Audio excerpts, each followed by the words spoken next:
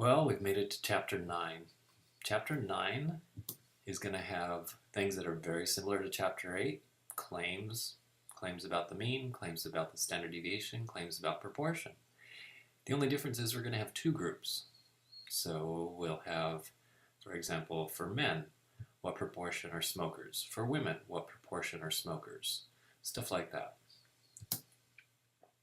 What I just described are independent samples. So if I were just to say, well, look at a room and I've got two groups. How many men are there and how many women are there? That's not independent, because as soon as you say, all right, in this room of 100 people, 48 are men, well, then you automatically know how many are women. That's not independent. But if you do something like I said before, we've got the men and then the women. There's two groups. Now what makes them independent is how many of the men smoke cigarettes? How many of the women smoke cigarettes? So when I find out how many men smoke cigarettes, that doesn't automatically tell me how many women smoke cigarettes. It's completely independent. That's the idea of independent samples. So we'll have two samples. Each will have an n, or a sample size. X stands for how many successes, whatever you're talking about. So here's children K through 8. How many of them sleep at least 8 hours a day? And you would count. So this would be a whole number, this would be a whole number. Then you divide them to get the proportion. So this is going to be 0 point something. Likewise over here. And usually what you do is you choose sample 1 if you're given a choice. Sometimes they just tell you, here's sample 1, here's sample 2. You're not given a choice.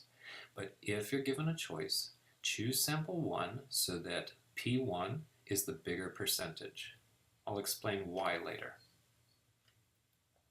All right, then the claims are going to be about P1 and P2. The claims are going to be set up just like before, except there's not going to be a number. It's just going to be, hey, I claim that P1 equals P2. I claim that P1 is bigger than or equal to P2. So we're going to have the claim, H sub 1 and H sub O, just like always. Isn't there a good looking formula here? So you take the sample percentages and subtract them. In other words, you find out what's the difference between the two groups. Then this p hat, well, that's the average of the two p-values. And what you do to find that is you add up all the successes, you add up all the sample size, and that's called the pooled. In other words, you're putting them together in a pool. The pooled estimate of P1 and P2, or the average of P1 and P2. Or you can use the calculator. Here's an example. Let's compare two very famous NBA players, LeBron James and Kobe Bryant. Who is the better three-point shooter? So what I would like to do is compare years when they were both playing at the same time. So I went back to 2007, 2008, and this is the season data. So Bryant made 150 out of 410. So that is 36.6% of the three-point shots. And LeBron James made 113 out of 359. That's slightly lower, 31.5%. So it's these numbers you look at, 36% compared to 31%. That means Bryant should be group number 1, and James should be group number 2. All right, now test the claim that they are equally good. Test the claim that they make the same proportion of three-pointers. So like always, we set up the claim, H1, it's going to be a two-tailed test, and H sub O. And like I said, notice that the claim has no number in it. You're just comparing the two groups. Are they equal? Is one better than the other? Is one worse than the other? Is one bigger than or equal to the other? Etc. So we've got a two-tailed test. As I'm sure you remember, we're using table, that's right, table A2. Whenever it is a P or a proportion, then we're using the Z table. And if it's two tails and 0.05, that's the most famous Z value. It's 1.96. So I already went ahead and drew that 1.96. And then one time I would like to do the formula. And looking at that formula, one time is plenty. So a 1.487, you can see that that would land right about here, which does not make it past 1.96, which means we did not prove anything. It's going to be failed to reject H sub O. But I would actually rather use the calculator. So what you do is go over to tests. It's the sixth one down, two proportions because it's two people, Bryant and James, and you don't have a choice, it's got to be a z-test. So then type in the data. One thing you have to watch out for is sometimes they put n first and then x, and then people will automatically put n first and then x. But on the calculator, you have to put x first, the smaller number, then n, the bigger number. X, the smaller number, n, the bigger number. And this makes it two-tailed. All right, so let's see. So you can see 3.66, that's Bryant. 3.42, that's the average of the two. 3.15, that's James. This p stands for the p-value. In other words, if you were to reject, there is a 13.6% chance you're wrong. So do not reject. Notice that the z-value is a little bit different. It says 1.490. You might think, oh, well, they're rounding. My answer is better because I used a formula. Actually, the calculator is better because right here, when we use 6.58, the calculator uses 12 decimal places. For all of these decimals, the calculator uses 12 decimal places, and at the end, this is what the answer is. So actually, not only is the calculator easier to use, it's actually more accurate. 1.49 is actually the test statistic. So anyway, it lands right here, so it's going to be failed to reject, we proved nothing. Which is sort of surprising to me because I thought 36%, that's about 5% better than James. But based on the number of shots and based on only one season, when these guys play, well, professional players can play 15 to 20 seasons. You base it only on one season, that's not enough to prove that Bryant is better than James in the three-point shot. Okay, and then in Chapter 9, we also do confidence intervals at the same time. So here's a very vague example. Suppose you have two groups and the confidence interval looks like this. The difference between the percentages of the two groups is somewhere between 20% and 25%. Since both of these numbers are positive, then that means this has to be a big number, P1 has to be a big number, and P2 has to be a small number. And according to this, P1 has to be bigger, and it's got to be 20% bigger. So in other words, we could conclude that Group 1 has at least 20% more successes than Group 2. Whatever success means in this particular case, Group 1 is better at it. All right, here's the formula for the confidence interval. What you do is say, what's the difference between the two groups?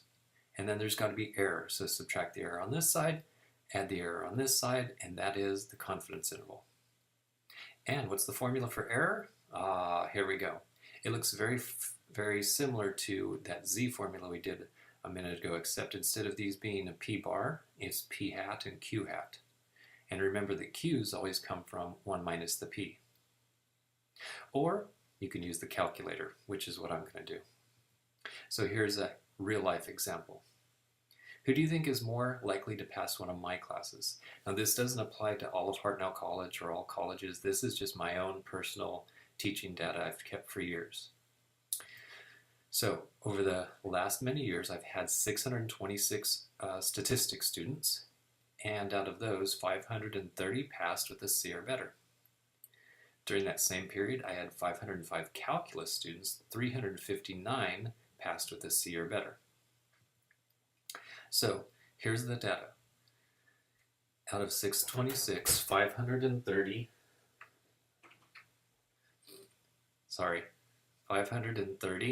that's 84.7% passed. Out of calculus, it is 71.1%. So statistics is going to be Group 1. They have the higher percentage. So I am going to use the calculator. You go over to tests, and then you have to move down, down, down, not over. I said down, down, down, until you get to two proportions, because there's two groups. We're doing proportions, and you only have a choice of z. So you type in the data, and here's a case where, like I said, the n is written first and then x, but you have to type it that x is first and then n. Do the same thing for the other group. The confidence level is 95%. And then here's the interval. So look at, you should double check. P1 is 847, yes. P2 is 711. You notice my sly advertisement for 7-Eleven, the store 7-Eleven? Yeah. Anyway, so this is the interval. So in other words, the difference between the two groups is at least 8.7%, maybe as high as 18%.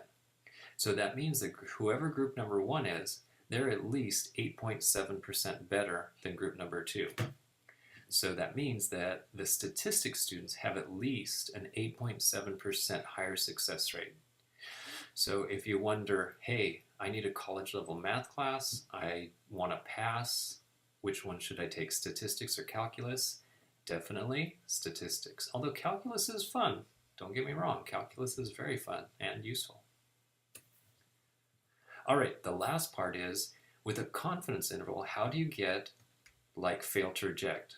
When we do hypothesis testing, if the test statistic does not land in the tail part, we say fail to reject, we didn't prove anything. But what would that look like with a confidence interval? All right, here's some data that I just made up. Group number 1 has 400 out of 500 successes, or in other words, 80% successes.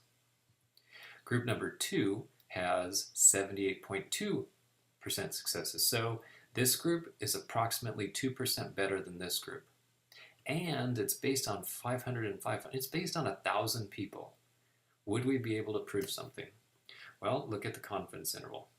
So I skipped ahead and went to where you type in the data, make it 95% level of confidence, and then notice that it goes from negative 0.032 to positive 0.068. This is extremely important. When one side is negative and one side is positive, that means there's no difference between the groups. There's a few ways you could look at this. One is, what's the one and only number that lands between negatives and positives? You're right, 0. 0 is the only number that lands between negatives and positives. That means that P1 minus P2 could equal 0. If you then move the P2 to the other side, that means P1 could equal P2. In other words, the two groups could be the same. But that's only 1 out of 3 possibilities. This side says you have a positive number. If you have a positive number, it must be that this is the bigger group minus the smaller. So a bigger percentage minus a smaller percentage gives you a positive. That means that P1 is the bigger group. Excuse me, the higher percentage group. That already contradicts what we just said, because we just said that it's possible that the two groups are the same. Then this side is saying, well, it's possible that P1 is the better group. Then we have a negative on this side. Well, what's the only way you get a negative? It's from having a small number minus a big number. That means that P2 has the bigger group, or the bigger percentage. Now this is, once again, contradicting, because now this side, this is telling us, when this is negative, this is telling us P2 is the winner. When you look at this side, it says, no, P1 is the winner. And since 0 is in there, it says they're the same. So basically this confidence interval says 3 different things. P1 is better. No, I mean P2 is better. No, I mean they're the same. So, in other words, when you have a negative on one side, positive on the other side, it's the same as fail to reject. We did not prove anything. And that's the end of section 9.2. I'll see you soon in 9.3.